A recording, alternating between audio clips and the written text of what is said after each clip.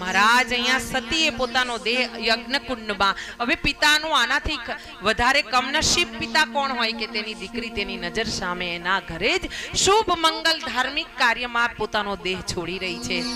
હા, માં સતીએ જ્યારે અહીંયા દેહ છોડ્યો છે ને ત્યારે પૃથ્વી પર હાહાકાર મચી ગયો છે. જે દેવ એના ગણો સાથે આવ્યા હતા ને એ બધા ગણોએ જઈને ભોળાનાથને કૈલાસ પર સમાચાર આપ્યા છે કે હે પ્રભુ,